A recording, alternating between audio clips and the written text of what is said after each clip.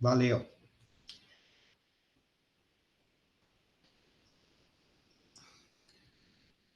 Amanda, só olha para mim aí se está aparecendo a tela para vocês. Eu não tenho que falar porque eu não consigo ver.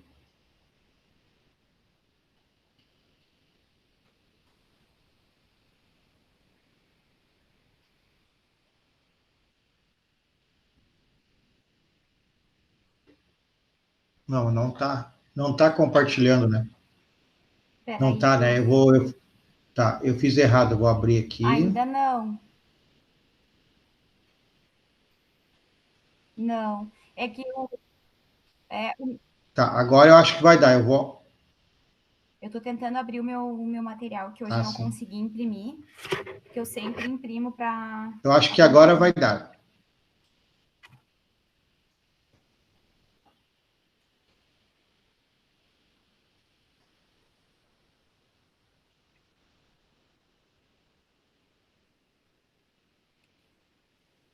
Agora vocês estão enxergando, Amanda? Compartilhando, não apareceu ainda.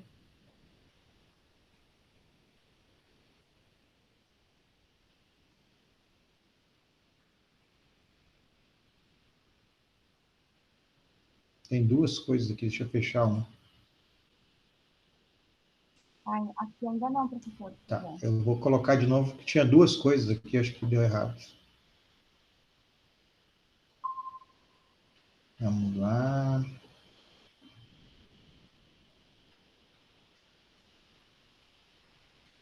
Tela inteira. Chegou alguém aqui. Permitir, ok. Vou de novo, é que chegou alguém, aí eu tenho que minimizar. Tá, agora.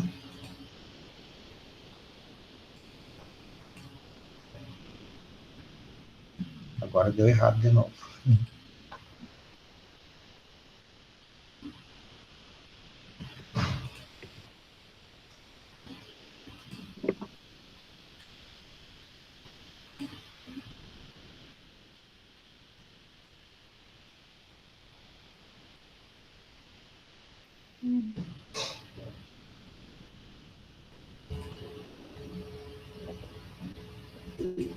Tá. Agora eu acho que vai aparecer.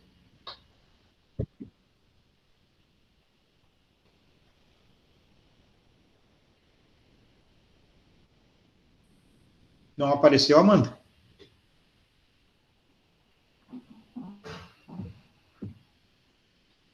Ainda não, prof. Então tá muito estranho hoje. Aqui aparece como se tivesse.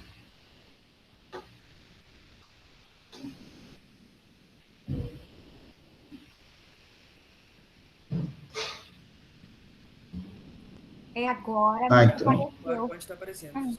Tá aparecendo, tá. Então eu vou compartilhar de novo. Peraí. Foi disso que tá aparecendo.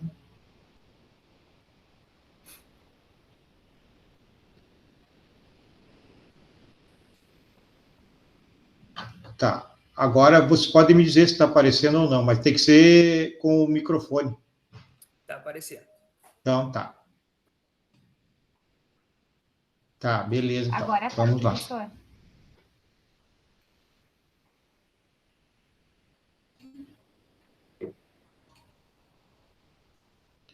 Então, hoje nós vamos estudar os órgãos da administração pública.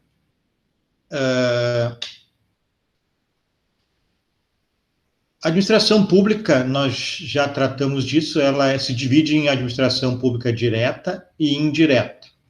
A administração pública direta, nós já vimos nas primeiras aulas, ela é constituída pela União, pelo Estado, Distrito Federal, municípios e todos os seus órgãos, né? Polícia,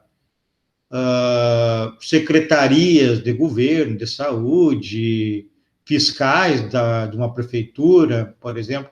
Então, aqueles que trabalham diretamente no órgão público, ou em órgãos que a gente sabe que são dos estados, como Polícia Federal, Polícia Estadual, né, Guarda Municipal, e são órgãos da administração direta. Né? Mas por que direta e por que indireta? Porque o trabalho que deve ser prestado pela administração pública, ele pode ser prestado diretamente pela própria administração, exemplo, polícia, ou indiretamente, quando a administração entende que não é vantajoso ela propriamente executar esse trabalho, porque não é de suma importância, né? É algo que pode ser praticado pela iniciativa privada ou por, no caso aqui, a administração indireta, por órgãos criados pela administração indireta, aí não é iniciativa privada, que seria terceirização ou concessão. Mas no caso da administração indireta, o órgão público, a administração pública entende que ela pode criar.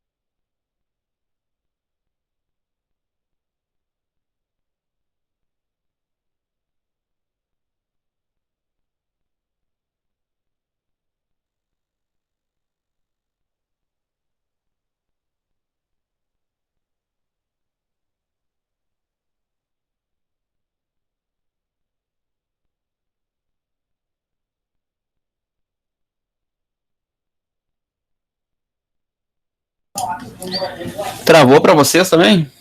Travou. Eu reiniciei todo aqui. Eu também, eu pensei que era só eu.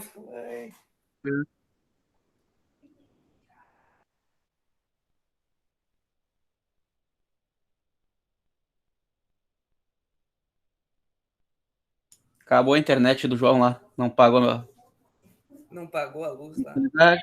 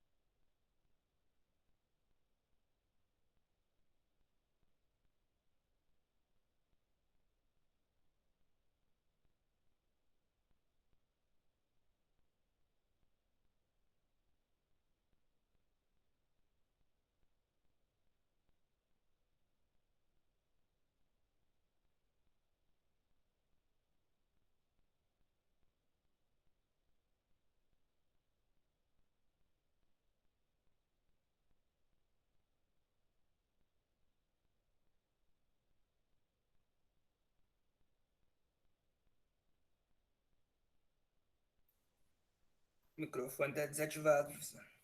Eu acho. Ah, beleza. Ok, agora certo, Júlio? Agora sim. Tá, não sei o que houve aqui, hoje o bicho está pegando, simplesmente apagou o computador todo do nada. Vamos lá, vamos abrir de novo.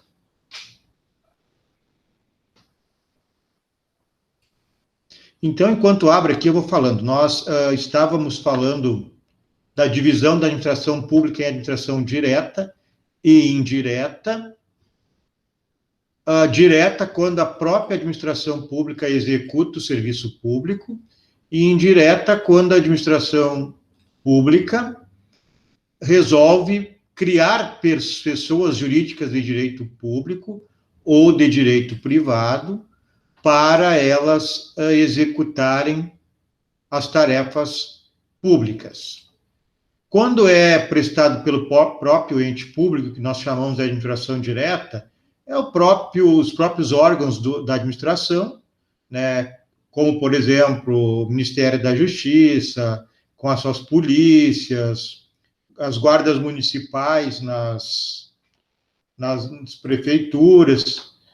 E aí, a indireta, que nós vamos estudar hoje. A direta, ela tem a ver com os órgãos públicos e os servidores públicos, e a administração indireta também tem órgãos que são criados pela própria administração e também tem servidores. Hoje nós veremos os órgãos públicos. E aí, numa próxima aula, nós vamos falar dos servidores públicos. Deixa eu dar um... Estou abrindo aqui, vou compartilhar de novo. E vocês, pessoal, já vou dar a dica para vocês, se liguem, porque vai tá vindo aí, né, a reforma administrativa, e ela vai modificar muita coisa. Então, vocês vão ficar bem no meio termo. Vocês vão ter aula aqui comigo sobre como é a administração pública hoje, e depois vai vir a mudança e vai mudar muita coisa. Então, eu sugiro a vocês que sempre que der, que tem alguma palestra sobre a reforma administrativa, vão assistindo. Eu, sábado passado, assisti uma, porque vai modificar muita coisa. O que nós vamos ver na próxima aula ou na outra, sobre administração pública e servidores públicos, vai mudar muita coisa. Deixa eu colocar aqui. Agora, eu só preciso que alguém dê um ok aí que está funcionando. Ok. Ok. Tá, só que agora alguém entrou aqui, vamos de novo. Tá, vamos lá, tela inteira. Então, quando nós falamos de administração indireta, são estes entes que estão aí na tela de vocês. Autarquia, fundações públicas, associações públicas, sociedade de economia mista e empresas públicas. Estas entidades aqui são criadas por lei ou autorizadas a sua criação por lei para executar o trabalho da administração, que prefere entregar essas pessoas jurídicas de direito público ou privado para executarem o trabalho. Por que a administração pública faz isso e não executa diretamente? Pelo princípio da especialidade. Se entende que, se criando uma pessoa pública para somente realizar uma tarefa, ela vai acabar se especializando e realizar com maior qualidade, né, do que a administração pública fazendo algo muito genérico. Então, por isso, da divisão. Veremos agora, então, primeiro delas, a autarquia. Então, relembrando, nós estamos falando da administração indireta, agora veremos a autarquia. A autarquia, qual é o conceito? Está no Decreto-Lei lá 200 de 1967, artigo 5º, inciso 1. Aqui tem todas as características que nós vamos ver, já vamos olhando agora. A autarquia é serviço autônomo. Por que autônomo? Porque ela não depende, não está ligada diretamente à pessoa jurídica que a criou. Então, por exemplo, a Universidade Federal de Santa Maria é uma autarquia. Ela foi criada, certamente, ela é ligada ao Ministério da Educação. Então, mas a universidade, ela é autônoma administrativamente e financeiramente. Então, ela não depende de autorização para nada do Ministério da Educação, ela tem autonomia para gerenciar os seus processos administrativos e para gerenciar o seu orçamento. A autarquia é criada por lei, então tem que ter uma lei dizendo que a autarquia, a Universidade Federal de Santa Maria, será criada com a seguinte estrutura. Então, se aprovada essa lei, se cria essa autarquia. Personalidade jurídica, patrimônio e receitas próprios. Para executar atividades típicas da administração pública que requeram para seu melhor funcionamento, gestão administrativa e financeira descentralizada. Então, é tudo que eu falei. Se cria um órgão, se entende que ele pode executar melhor o serviço, porque se especializa, para realizar atividades típicas da administração pública. Se fossem atípicas, poderia ser pela concessão ou terceirização para a iniciativa privada. O artigo 37, inciso 20 da Constituição, também diz, o 37, a administração pública, direta e indireta, de qualquer dos poderes da União, Estado, Distrito Federal, município, obedecerá aos princípios legalidade, impessoalidade, moralidade, publicidade, eficiência. Isso aqui vai mudar na reforma administrativa, tem inserção de mais princípios. E aqui que nos interessa, inciso 19, não é 20, tá, pessoal? É 19, tem que botar umzinho aqui. Somente por lei específica, específica é a lei criando a autarquia, a lei para criar a autarquia. Poderá ser criada a autarquia e autorizada a instituição de empresa pública. Olha a diferença aqui, já se liguem. Autarquia criada por lei. Empresa pública e sociedade de economia mista, autorizada a sua criação por lei. Então, enquanto uma lei cria uma autarquia, uma lei autoriza, por exemplo, a União, através do presidente, a criar uma empresa pública ou uma sociedade de economia mista. Então, o presidente de posse da lei, autorizando a instituição de empresa pública ou sociedade de economia mista, ele emite um decreto, publica um decreto e cria uma empresa pública ou uma sociedade de economia mista. Certo? Qualquer coisa, perguntem. Exemplos de autarquias, pessoal. INSS, IBAMA, Banco Central, falei da Universidade Federal de Santa Maria. Bom, isso aí, para eu saber se o órgão público é uma autarquia, uma empresa pública, uma sociedade de economia mista, basta eu ir na internet e procurar ali no site da Presidência da República, ou no Google mesmo, que vem qual é o tipo de ente público que é o órgão que eu procuro. Características da autarquia. Personalidade jurídica de direito público, então ela tem sérias limitações, tem que fazer contratos públicos, contratos administrativos, ela pode fazer privado também, mas a regra é contratos públicos, contratos administrativos, pessoal normalmente é estatutário.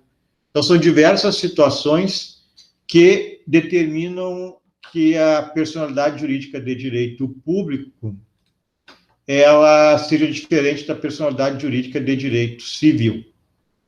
Personalidade jurídica de direito civil é aquela que faz mais contratos com a iniciativa privada. Então, esta aqui ela basicamente trabalha mais com a iniciativa pública. Então, continuando, não é impeditivo que se faça um contrato com empresas privadas. Criadas e extintas por lei específica, autonomia geral e orçamentária, autonomia administrativa e orçamentária, não exercem atividade econômica, então, por exemplo, INSS, questão lá de benefícios assistenciais. IBAMA Meio Ambiente, Banco Central, regulariza o Sistema Monetário Nacional, o FSM Educação, então não tem fins econômicos. São imunes de impostos, está lá no artigo 150, parágrafo 2º. Os seus bens são públicos, portanto, eles são impenhoráveis, não podem ser penhorados como garantia de dívida, inalienáveis, não podem ser vendidos, e a imprescritibilidade, ou seja, seus bens não passam por período de prescrição para fins de perda. Ela pratica, então, atos administrativos e contratos administrativos, porque ela é uma personalidade jurídica de direito público. Regime normal dos funcionários é o estatutário, elas são regidas por um estatuto, normalmente.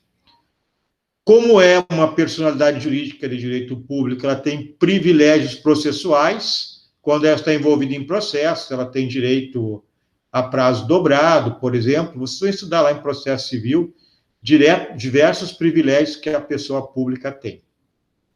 A responsabilidade dela é objetiva e direta. É a que diz o artigo 37 da Constituição, se eu não estou enganado, parágrafo 6º, que determina que o ente público, quando cause um dano, ele tem que pagar ao administrado. Depois vai se perquirir se o funcionário teve culpa ou não. Então, a administração paga os danos e, se o funcionário teve culpa, ele terá que ressarcir o erário público. Isso, então, é a responsabilidade objetiva e direta da pessoa jurídica de direito público, no nosso caso aqui, a autarquia. Qualquer pergunta, é só abrir o microfone. A OAB, pessoal, a OAB muito se falou e ainda se fala, eu já li algumas vezes que ela seria uma autarquia. O STF fez um julgamento em 2006 e disse que ela não é uma autarquia, mas muito se comenta até hoje que seria uma autarquia, mas o STF decidiu que não.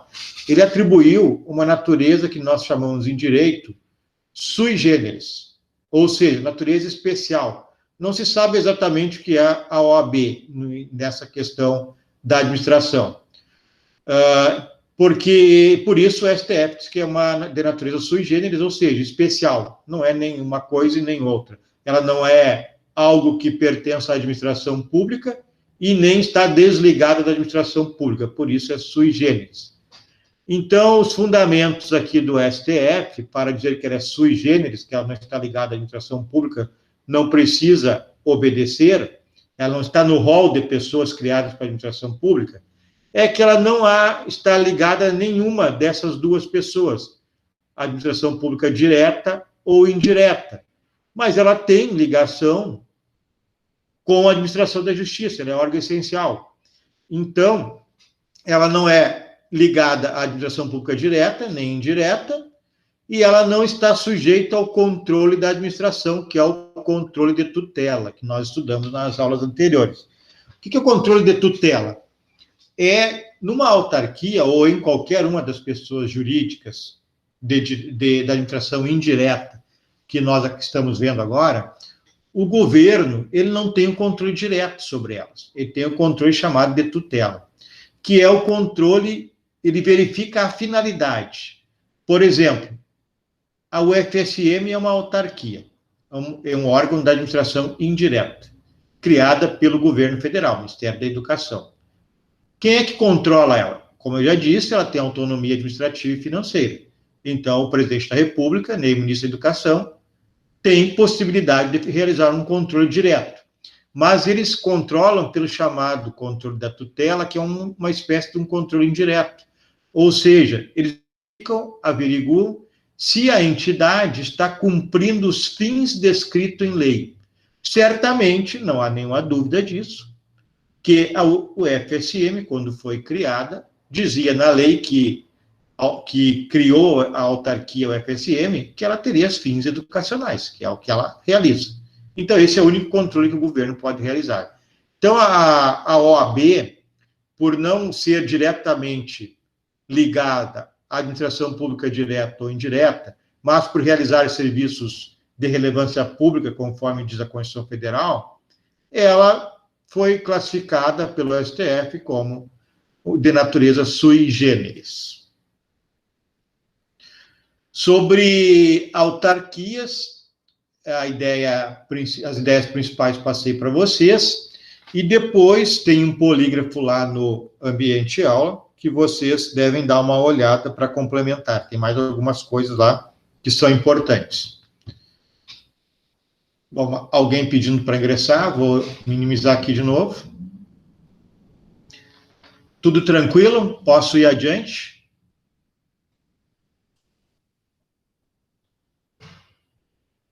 Tela inteira. Então, vamos lá. Fundações públicas.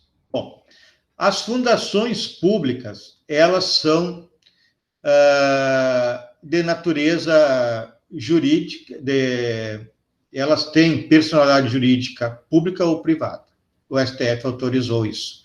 Mas nós temos instituídas, as que nós mais conhecemos na realidade, são as fundações privadas, que obviamente têm natureza jurídica privada, tem personalidade jurídica privada.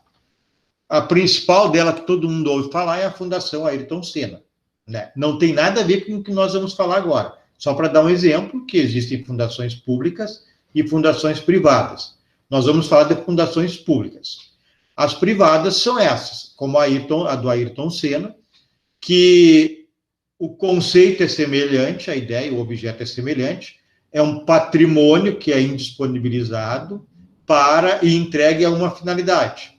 O patrimônio do Ayrton Senna se faz gerar lucro e é dedicado às crianças, à educação de crianças. Então, todo lucro que rende de parte do patrimônio do Ayrton Senna e do nome dele é direcionado à fundação privada Ayrton Senna e que realiza trabalhos com crianças na área de educação. Mas nós vamos falar da fundação pública. A definição está lá no artigo 5º, inciso 4, do Decreto-Lei 267, e tem alguma coisa que nós já vimos, né, no artigo 37, inciso 19. Então, segundo a Lei 200, o Decreto-Lei 267, fundação pública é entidade dotada de personalidade jurídica de direito privado, mas a fundação pública com personalidade jurídica de direito privado, autorizado pelo STF. Está aqui, ó. Personalidade jurídica de direito privado ou público. Mas voltemos ao artigo 5º, inciso 4. Entidade dotada de personalidade jurídica de direito privado sem fins lucrativos, criada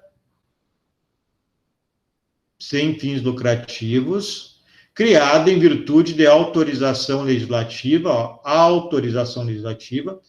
então, diferente da autarquia, que tem que ser criada por lei, não por autorização legislativa, para desenvolvimento de atividades que não exijam execução por órgãos ou entidades de direito público, com autonomia administrativa, patrimônio próprio, gerido pelos respectivos órgãos de direção e funcionamento custeado por recursos da União e de outras fontes.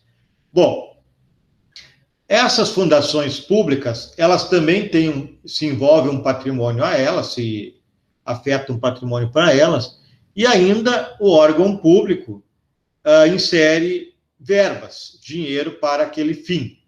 O fim é não lucrativo, como nós veremos alguns exemplos em seguida.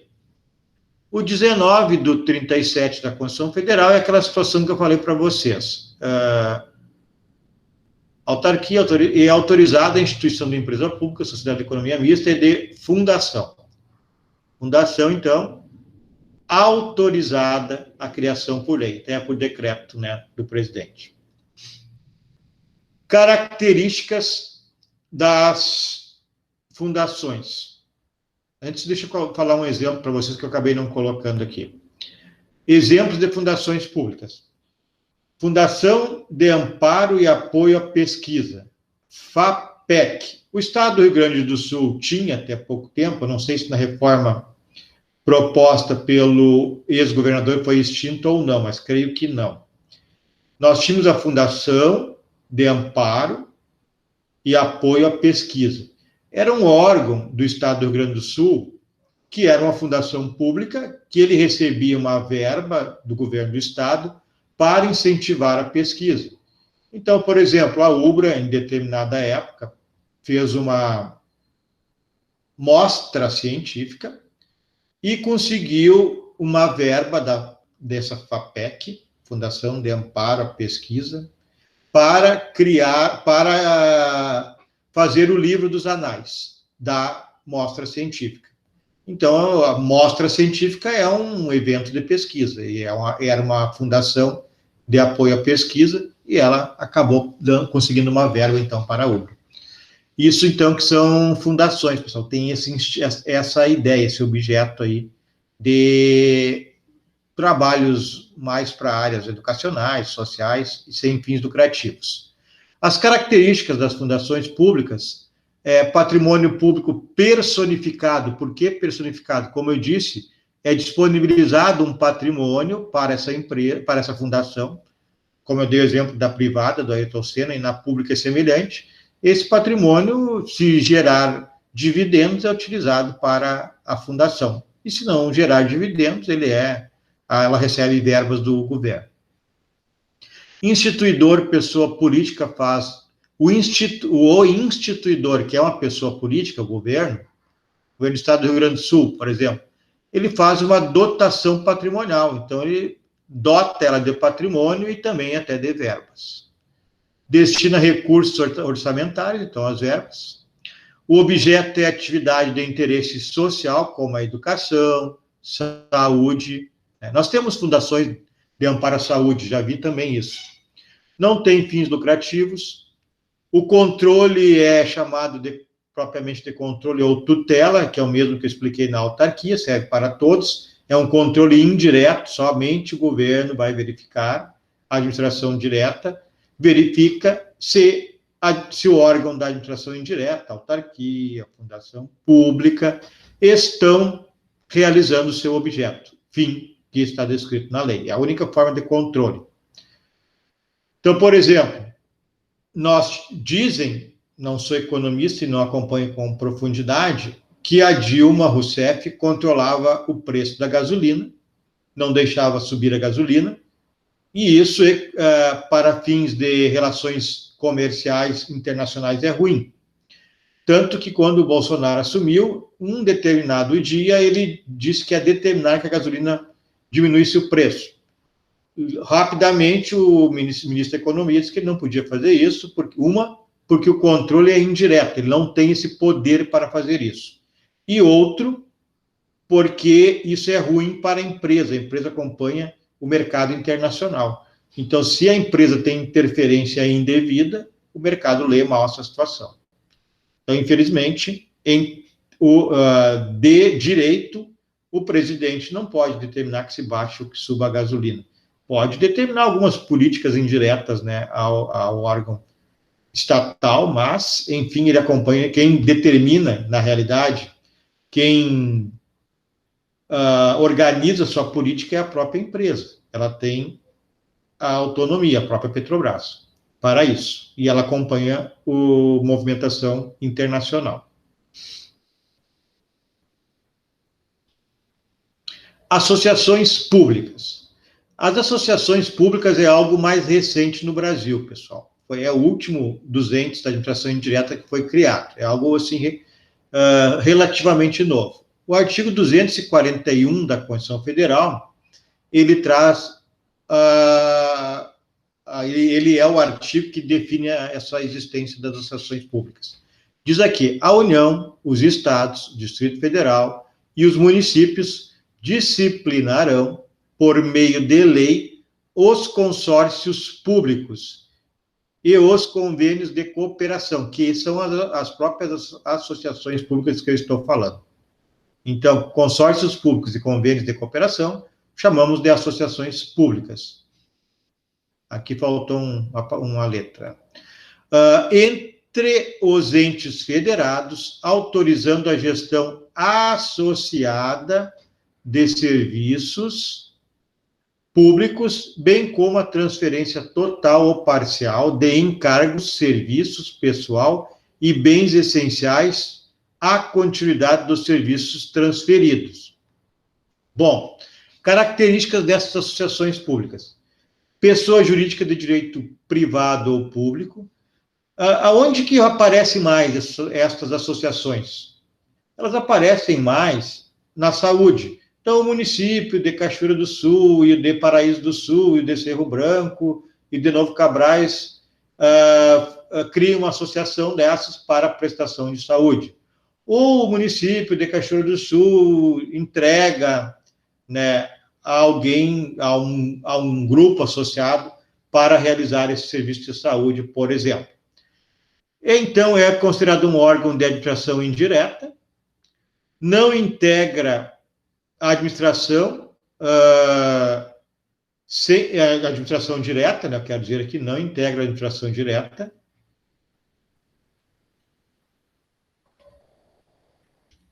Então, não integra a administração direta e não tem, e sem fins econômicos, né, quando for grupos privados. Por exemplo, um grupo aí para controlar o hospital.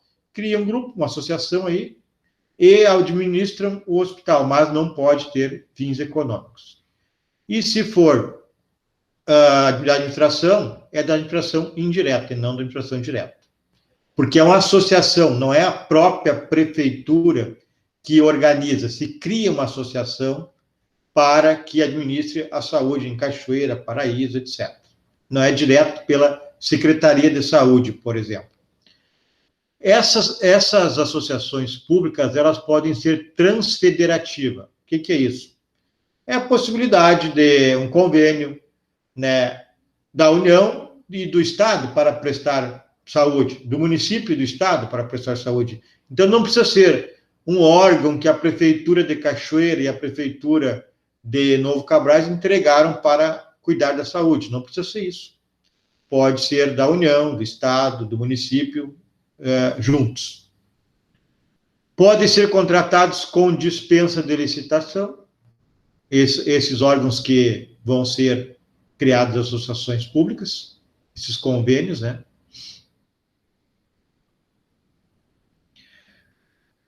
Então, essas associações são mais comuns, então, na área da saúde, a gente vê bastante isso.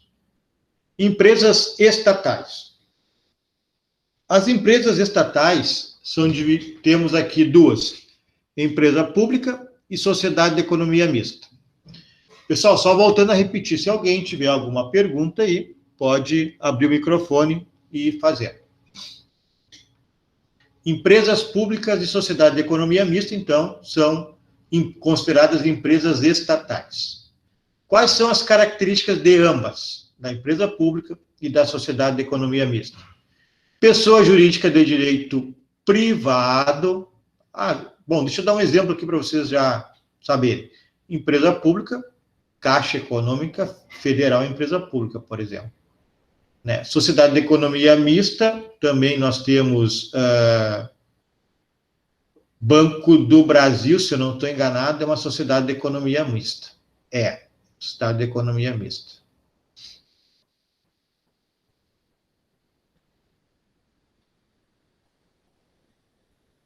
Bom, então vamos continuar. Caixa Econômica Federal, empresa pública, por exemplo. E o Banco do Brasil, sociedade de economia mista. Ligadas à administração indireta, controle do Tribunal de Contas, do Legislativo e do Judiciário. Então, essas estatais sofrem o mesmo controle, né, que o ente público da administração direta, o Tribunal de Contas faz as suas inspeções, o Poder Legislativo pode fazer as suas inspeções e o Judiciário, obviamente, pode em qualquer lugar, né, desde que haja ilegalidade. Contratar por licitação, exceto quando for para atividade exploradora, né, da atividade econômica fim.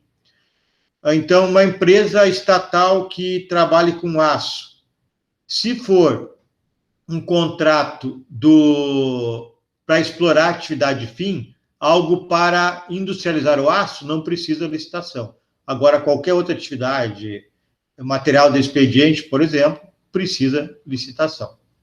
Segurança, etc.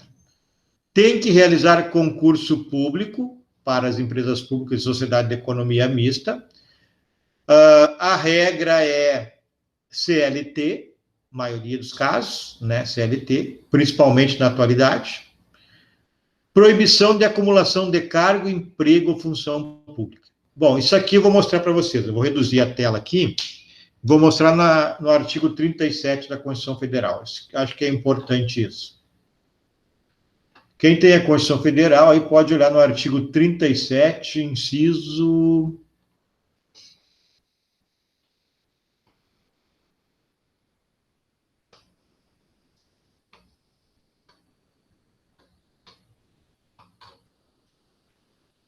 O artigo 37 é da administração pública, e daí o artigo 37, administração pública, direta e indireta, de qualquer dos poderes, da União, dos Estados, Distrito Federal, municípios, obedecerá aos princípios da legalidade, impessoalidade, moralidade, publicidade e eficiência. E também é o seguinte, aí acho que é o inciso 12, não, então é o parágrafo, aqui. Inciso 16, pessoal.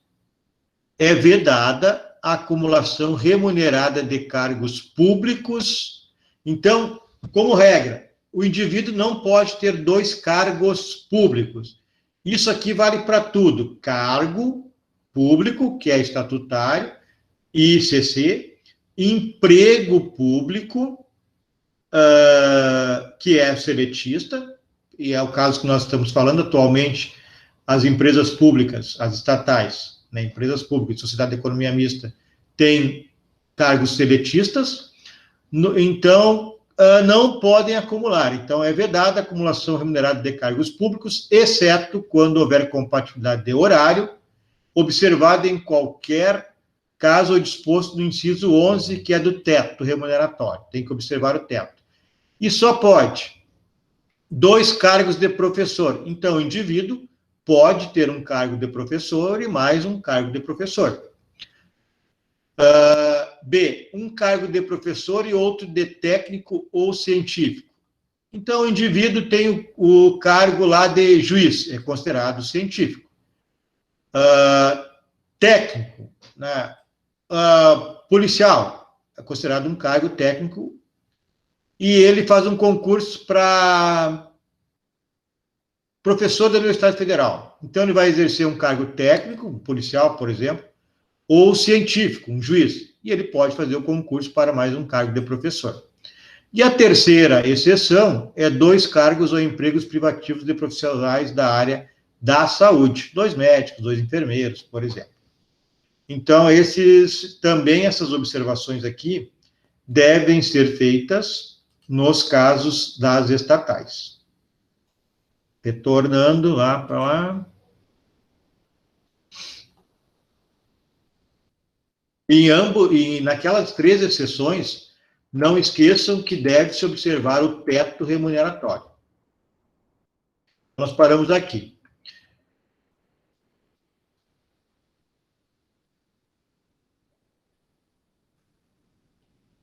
Realizar concurso público, ok, para preencher os empregos públicos como regra. Proibição, então, de acumulação de cargo, emprego e função pública.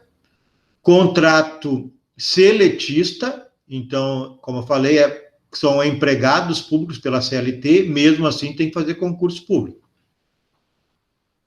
Não há teto remuneratório quando essas empresas não recebem dinheiro público para fins de pagamento. Então, por exemplo, a Caixa Federal é uma empresa pública. Ela não terá esse teto que eu falei para vocês quando a Caixa Federal não recebe dinheiro público para fins de pagamento de pessoal. Então, ela não tem esse teto remuneratório. Porém, se ela acumular, o indivíduo trabalha na Caixa Federal, né? Mas, como ele é considerado, se for considerado um cargo técnico ou científico, e possivelmente, eu não conheço nenhum caso, eu estou aqui fazendo uma ilação. Se tiver a possibilidade de alguém da Caixa Federal ser considerado um cargo técnico ou científico, às vezes isso para até na justiça, para dizer se é um cargo técnico ou científico, e ele tiver mais um cargo público e acumular, vai ter que observar o teto remuneratório. Agora, se ele trabalhar só na empresa pública, Caixa Federal, e ela não receber dinheiro público, aí não há esse teto remuneratório. Por exemplo, no nosso caso, o Banrisul é uma estatal. O Banrisul, teve uma polêmica que o governador do estado estava oferecendo, contratando o gerente geral, lá, o presidente do Banrisul, por um salário em torno de 100 mil reais. E aí os deputados foram para cima, e me parece que ficou comprovado, enfim, pelo menos a argumentação do governo estadual, que não se consegue um gestor para fazer a administração de um banco, como o Banrisul, por esse valor, menos que esse valor no mercado. Então, não há teto. Agora, se houver a possibilidade de acumular com um cargo público, aí muda de figura. A impossibilidade de falência, porque é uma atividade da administração pública indireta. O serviço público não tem possibilidade de falência. Nós temos também as prestadoras de serviço público. Então, nós estamos vendo aqui as empresas estatais, empresas públicas, sociedade de economia mista. Temos dentro desse rol as prestadoras de serviços públicos, que, por exemplo, Correio. Ainda nós estamos falando, olhem bem, das empresas estatais. Elas se subdividem em empresas públicas, sociedade de economia mista. Ali nós temos dentro dessas estatais as prestadoras de serviço público e as exploradoras de atividade econômica. Então, prestadoras de serviço público também são imunes a impostos, os bens das prestadoras de serviço público são públicos, então tem essa situação, tem impenhorabilidade, imprescritibilidade, inalienabilidade. A responsabilidade é objetiva, no caso das prestadoras de serviço público, Correio, por exemplo. Então, se o Correio for demandado judicialmente e for condenado a pagar uma indenização, ela é objetiva. Primeiro, o Correio paga, depois ele perquire se o funcionário teve culpa e aí cobra do funcionário. Isso se chama ação de regresso.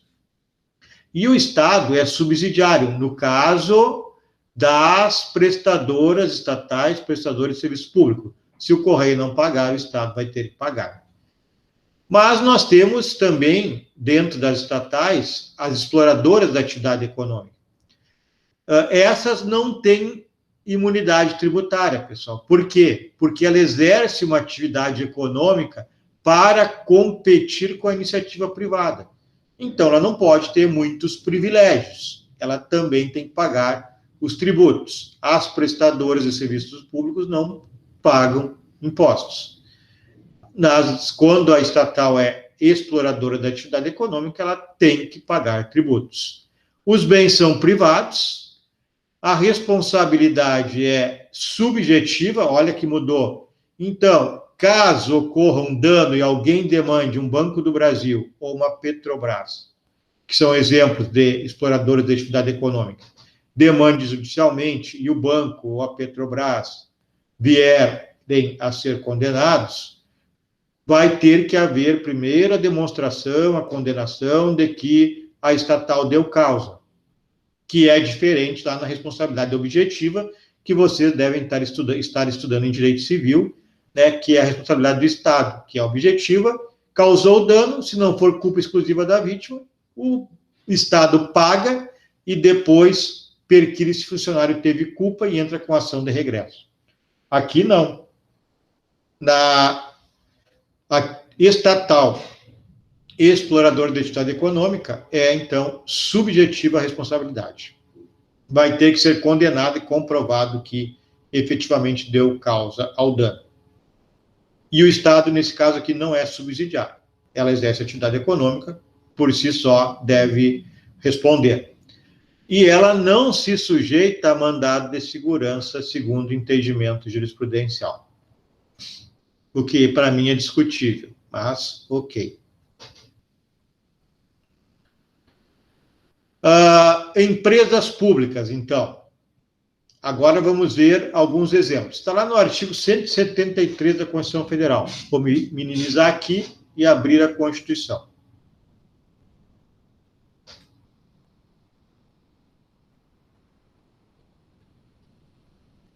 Se alguém quiser acompanhar aí, artigo 173 da Constituição Federal.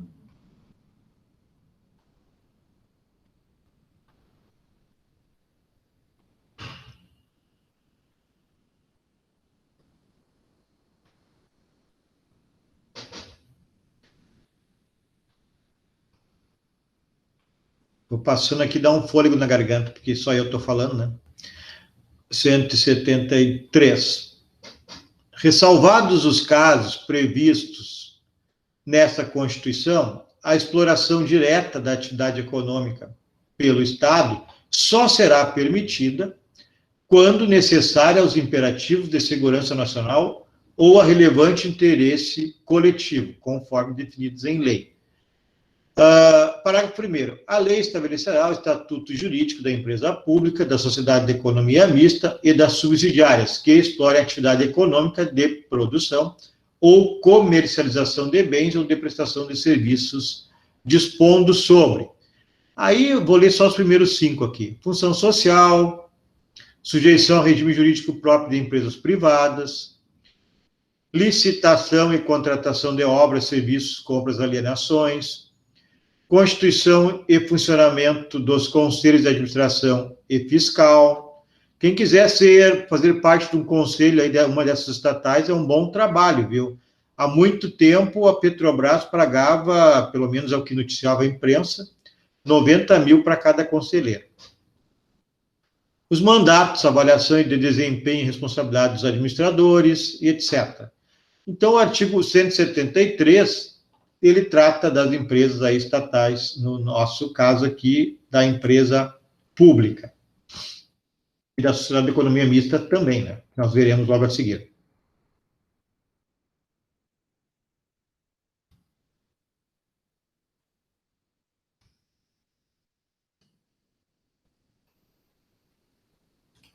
Então, como eu falei, as características das estatais eu já defini aqui, para ambas, para todas as estatais. Agora, aqui eu coloquei algumas mais ligadas à empresa pública. Pessoa jurídica de direito privado, que é igual a outra, criada por autorização legislativa, a sociedade economista também, capital exclusivamente público, aqui sim tem uma diferença. Ó. A empresa pública, o capital é só público, não tem investidor privado. Então, exemplo, Banco Nacional de Desenvolvimento Social, Correio, Caixa Federal, é uma empresa pública. Aqui, então, o capital, o grande diferencial para a sociedade de economia mista é o capital. Aqui é exclusivamente público. A sociedade de economia mista, ela é também criada e por autorização, né, legislativa, diferente da autarquia. Lembrem, a autarquia é criada por lei.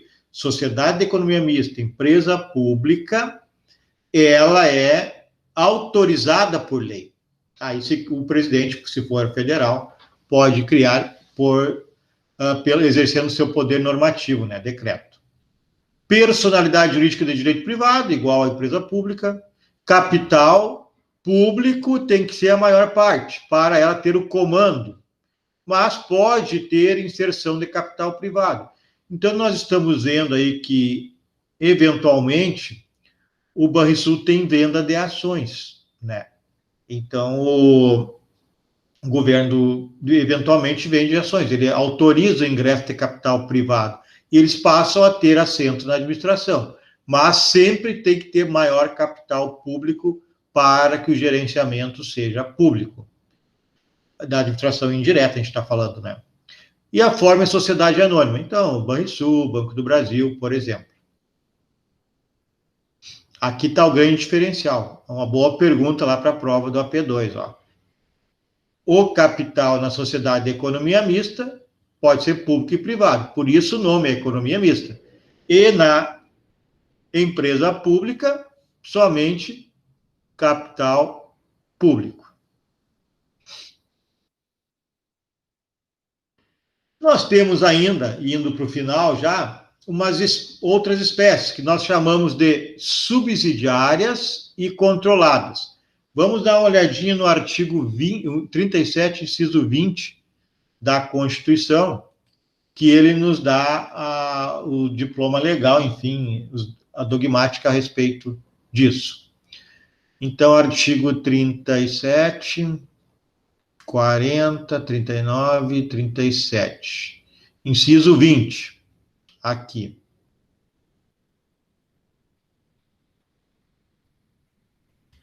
Depende de autorização legislativa, em cada caso, a criação de subsidiárias das entidades mencionadas no inciso anterior.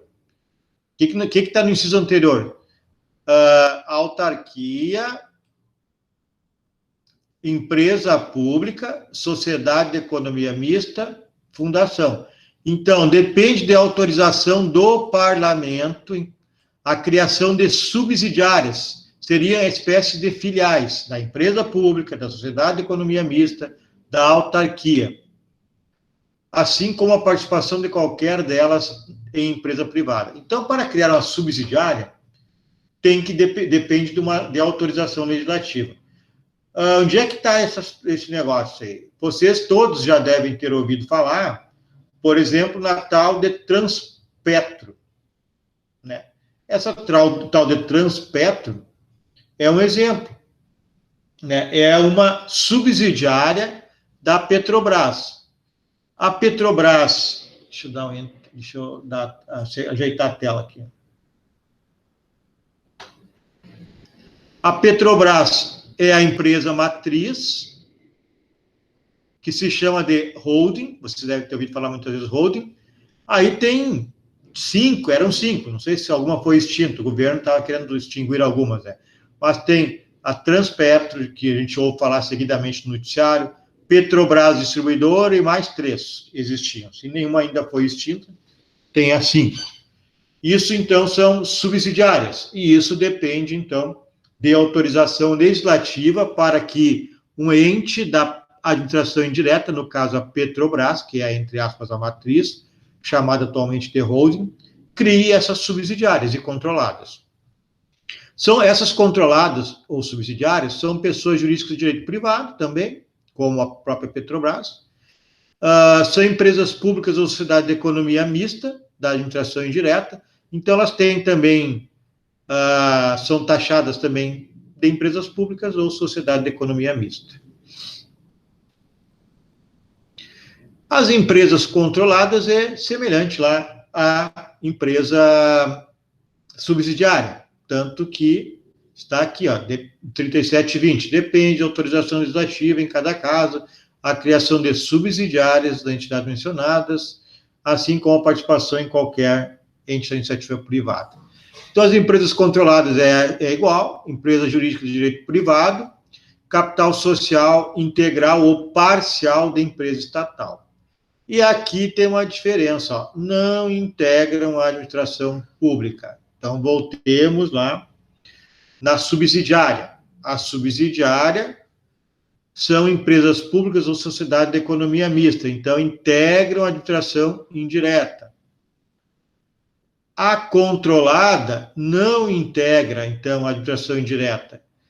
Tinha um exemplo aqui, tem um exemplo, a Jeep do Brasil. Então, são pessoas jurídicas de direito privado que elas seguem a ideia de exploração da matriz, da holding, no caso aqui da Petrobras, tem a ver com a exploração do petróleo. E para encerrar, pessoal, nós temos os entes de cooperação.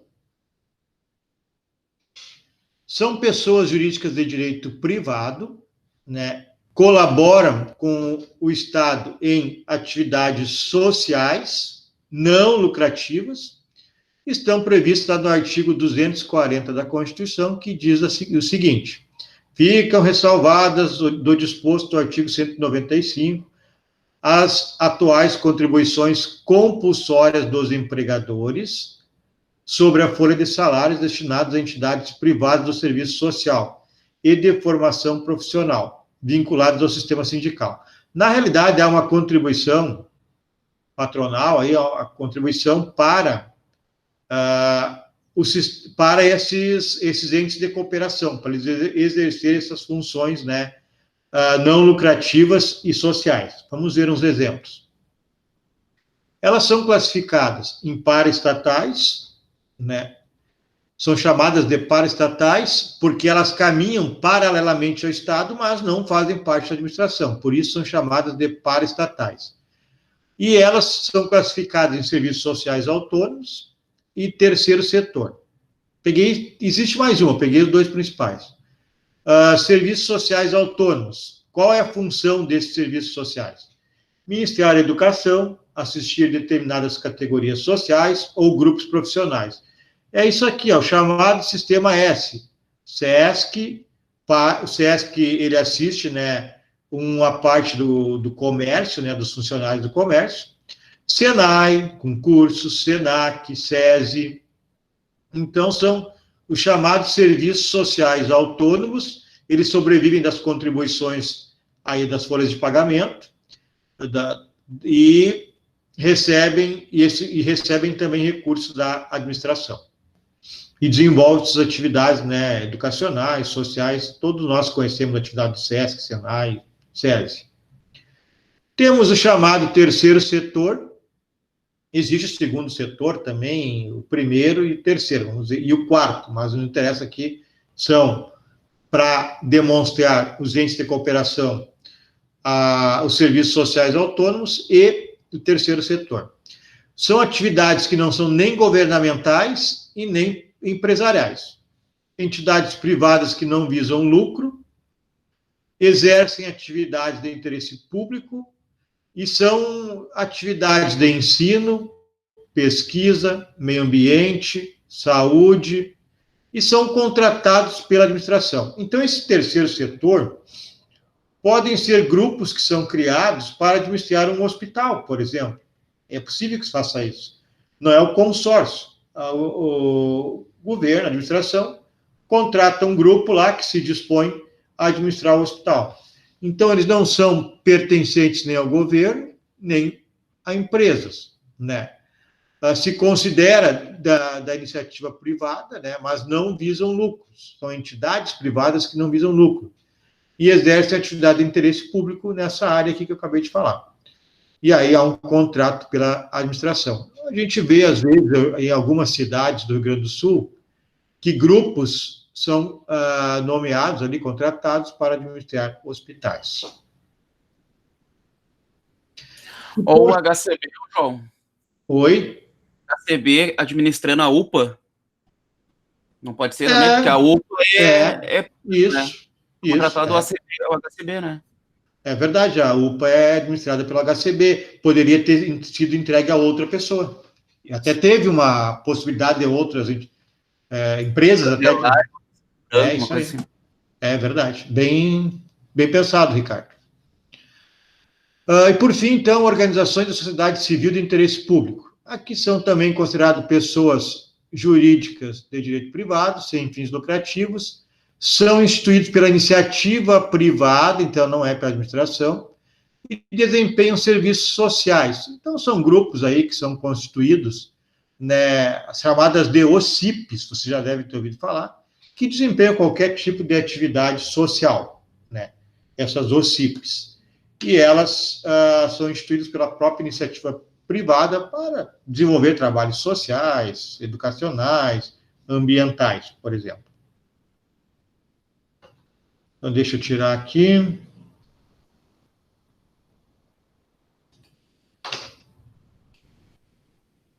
Deixa eu tirar o compartilhamento.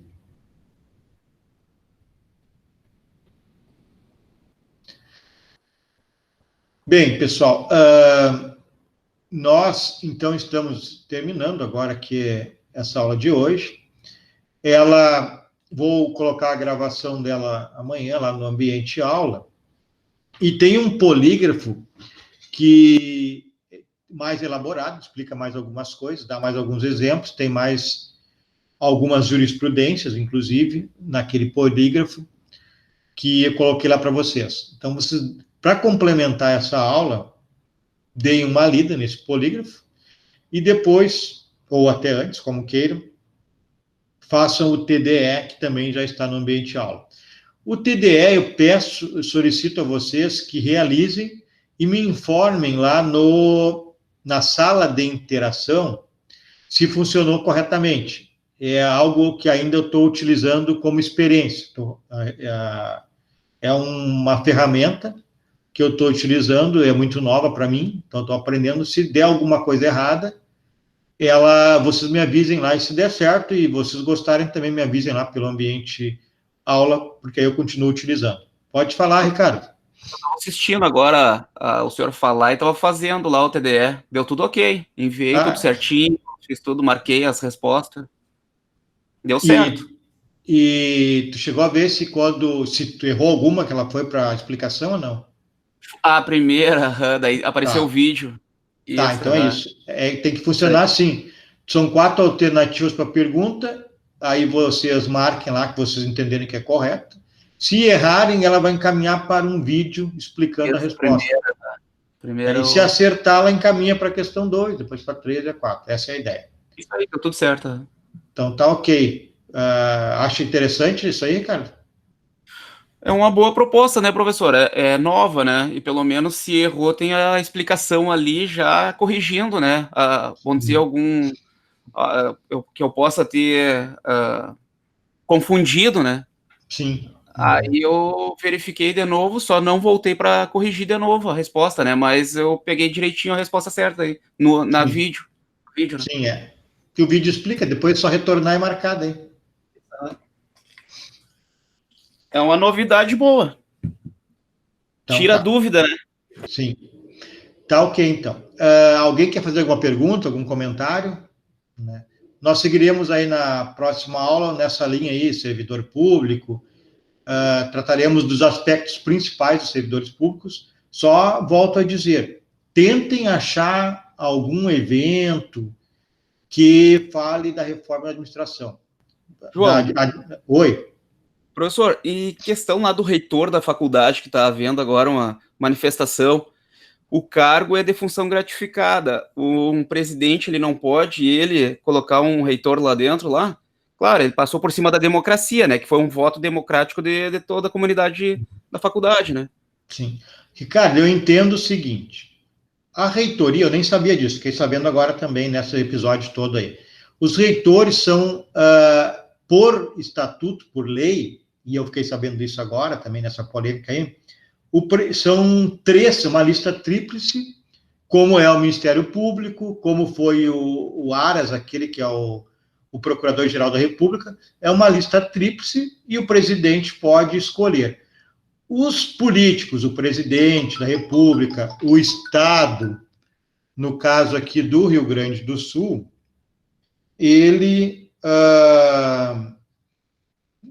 normalmente eles escolhem o primeiro colocado como forma de prestígio e autonomia às instituições. O Ministério Público é um órgão que tem autonomia. Então, o governador do Estado sempre escolhe o primeiro colocado. Bom, é um órgão importante, tem autonomia. Então, como que eu vou escolher o terceiro? Escolho o primeiro. Mas é um direito do governador, só que normalmente escolhe o primeiro. No caso do Bolsonaro é a mesma coisa, é um direito, a lista tríplice lá do Aras, que foi o Procurador da República, ele escolheu e não foi o primeiro, o Aras foi o segundo ou terceiro, e ele escolheu, mas é um direito dele.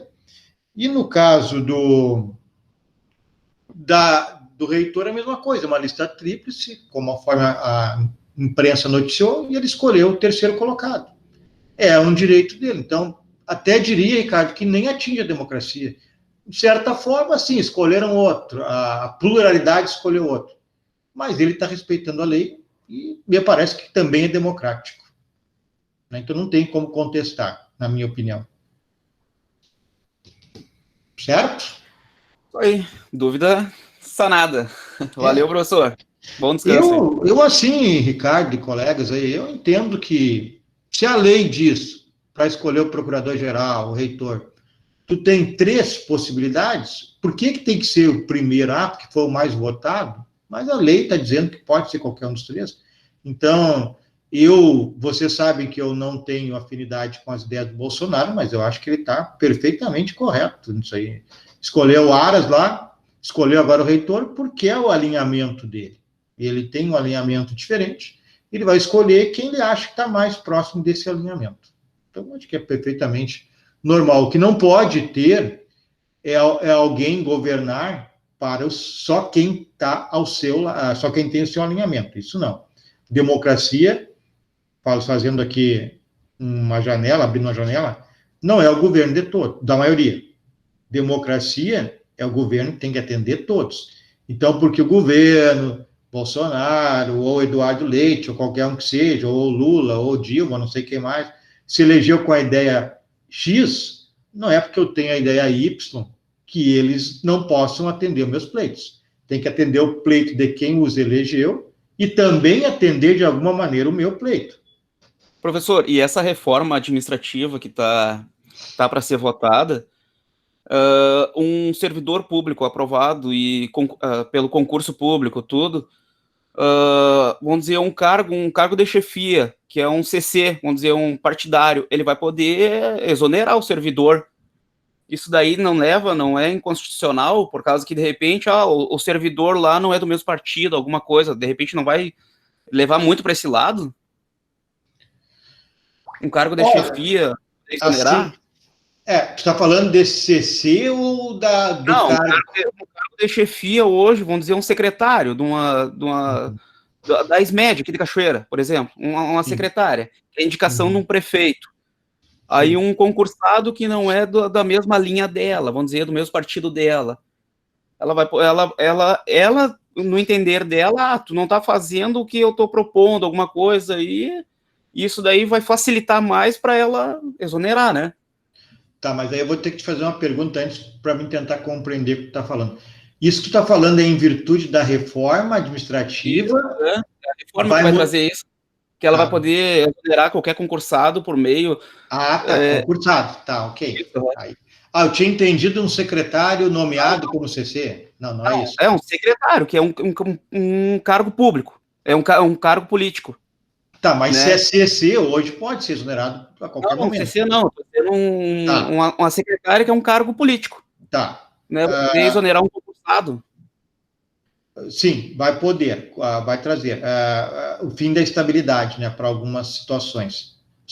Não se sabe bem assim, porque se diz que não vai ter estabilidade, ou vai ter estabilidade para os cargos típicos de Estado. O que é cargo típico de Estado? Uma lei vai ter que dizer, é uma lei complementar.